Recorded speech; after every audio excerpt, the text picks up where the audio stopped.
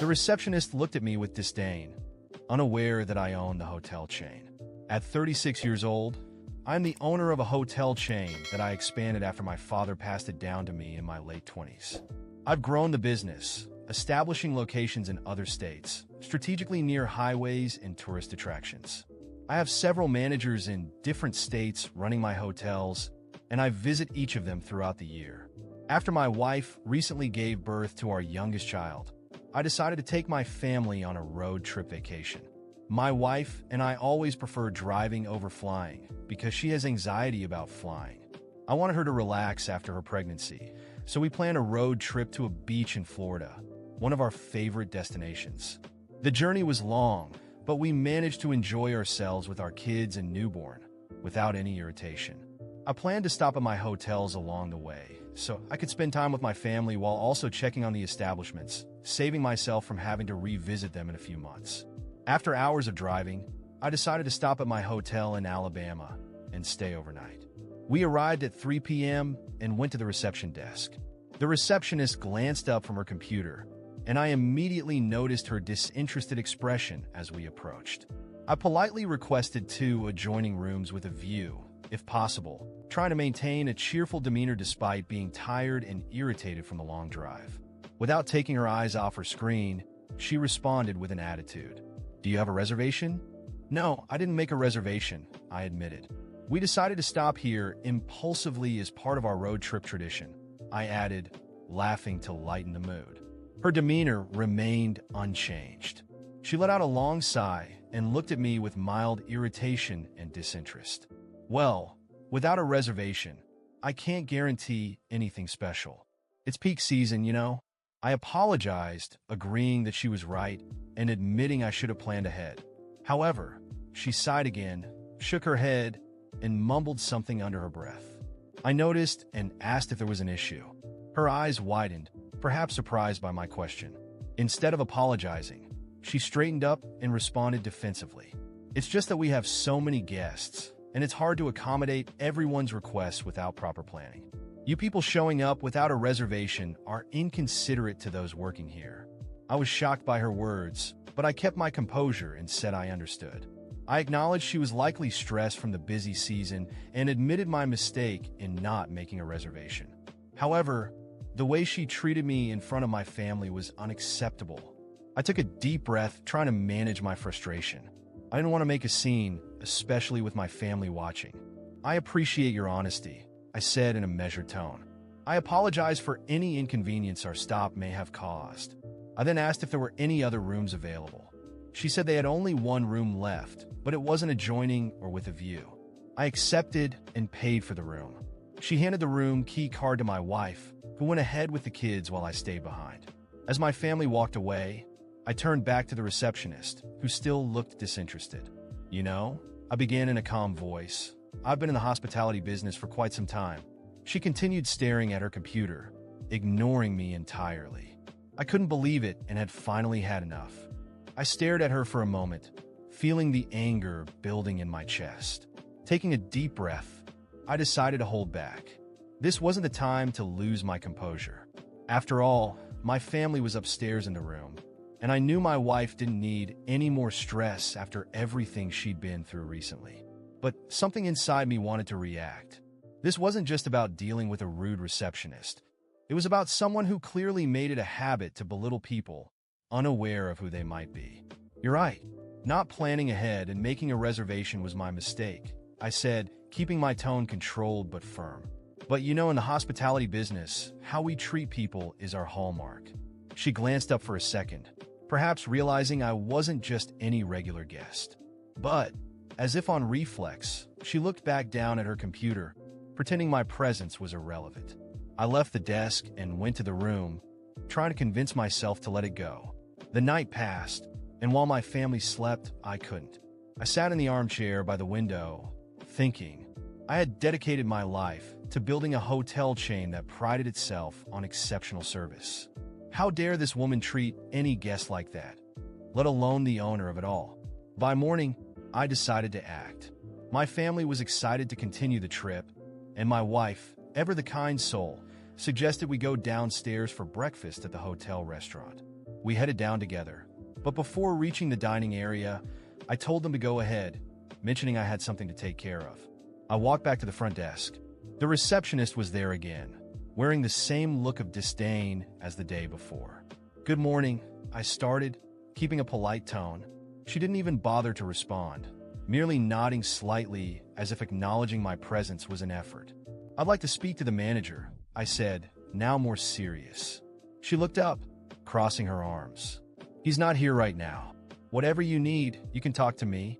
I smiled, but not out of happiness. It was pure irony. "Are you sure about that?" I asked, because I think the manager would be very interested in hearing how guests are being treated here. She frowned, but said nothing. Feeling it was time to reveal my position, I reached into my pocket, pulled out my business card, and slid it across the counter toward her. "I'm the owner of this hotel and the entire chain. I think you might want to rethink what you just said." Her expression changed instantly. Her relaxed posture was replaced by visible tension. She picked up the card, read my name, and looked back at me, pale. "Sir, I didn't know," she stammered, but I cut her off. "Of course you didn't. But that's exactly the point.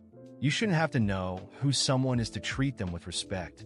The manager was called in a hurry. Unlike the receptionist, he was a professional man, visibly concerned about the situation.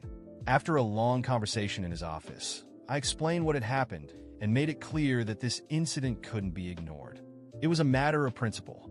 I wanted every employee to understand that respect was the foundation of our brand. The manager assured me the issue would be addressed, and before leaving, I made it clear I would return. I left the hotel feeling I'd taken the right action, but at the same time, something didn't sit well with me. I knew this receptionist wasn't the only one. How many more people like her were damaging the experiences of our guests? As we continued our trip, the thought kept nagging at me. I realized this wasn't just about one isolated incident.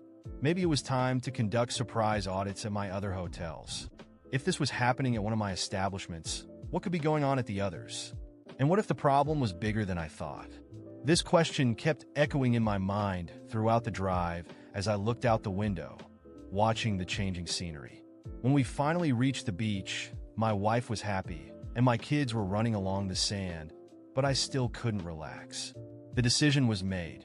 As soon as our trip was over, I'd begin a rigorous investigation process at every hotel I owned. I knew this might uncover some unpleasant truths, but it was necessary. Every guest who stepped into one of my hotels deserved to feel valued, and I wouldn't rest until I was certain that was the reality. The following week, I decided to return to the hotel in Alabama, this time alone. My family was safe and comfortable at home, and I needed to focus entirely on resolving what had happened. This wasn't just about that one receptionist. It was about the larger impact such behavior could have on the reputation of my hotel chain. Deep down, I knew the problem extended beyond a single employee. There was something wrong with the management of that location. I arrived at the hotel unannounced, posing as a regular guest. This time, I kept my presence low-key, wanting to observe how staff interacted with other guests. I sat quietly in the lobby for hours, watching everything unfold. It didn't take long to see that the problem was systemic. The receptionist who had treated me poorly wasn't alone in her attitude. Other staff members during that shift shared the same air of disdain and impatience. I saw guests being ignored, requests being handled carelessly, and even some borderline sarcastic comments. As I mentally took notes on everything, the manager eventually appeared. A middle-aged man in a slightly disheveled suit. He offered 4 smiles as he greeted what appeared to be more important guests. He walked past me without noticing, too preoccupied with his phone. That confirmed my suspicions. The root of the issue started at the top. The next day, I called a meeting with all the hotel staff. At first, no one knew who I was, but as I introduced myself, I saw the shock spread across their faces. The manager, in particular, looked visibly uncomfortable, fiddling nervously with his tie as I spoke. "I'm here because what happened last week was unacceptable," I began, my tone calm but firm. "The behavior I experienced and what I observed yesterday does not represent the values of our brand. Every guest who walks through these doors should be treated with respect and dignity, regardless of who they are or what they've done." I locked eyes with the receptionist who had treated me poorly. She sat in the back, avoiding my gaze. I continued, turning my attention to the manager. I want to make it clear that while every individual is responsible for their actions, a system's failure reflects directly on its leadership.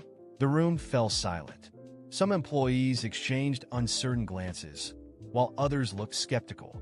As the manager, you are responsible for training, supervising, and setting the example for this team.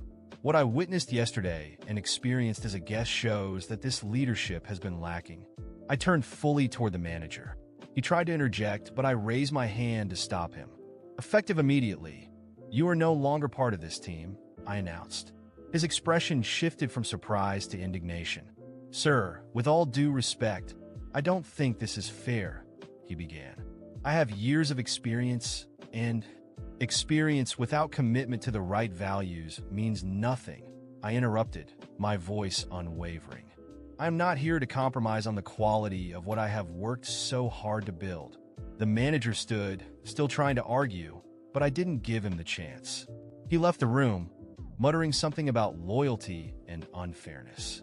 Once the door closed, I turned to the rest of the staff. I know some decisions are hard to accept, but I'm not here to please anyone. I'm here to ensure that this hotel is a place where every guest feels welcome and valued. My gaze landed on the receptionist. And as for you, I said, pointing directly at her, your attitude was the most egregious. You had the chance to redeem yourself when you learned who I was, but you chose to continue your disrespect. That is something I cannot tolerate. Effective immediately, you are also dismissed. She turned pale, opening her mouth to speak, but no words came out. She gathered her things silently and left. After they were gone, the atmosphere in the room was tense. Many employees looked uneasy, and some even murmured among themselves.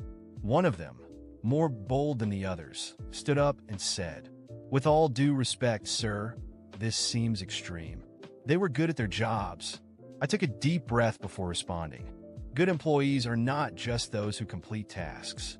They are those who do so with respect, empathy, and professionalism. If anyone here believes what you saw from them was acceptable, then maybe this isn't the right place for you either. The room fell silent again.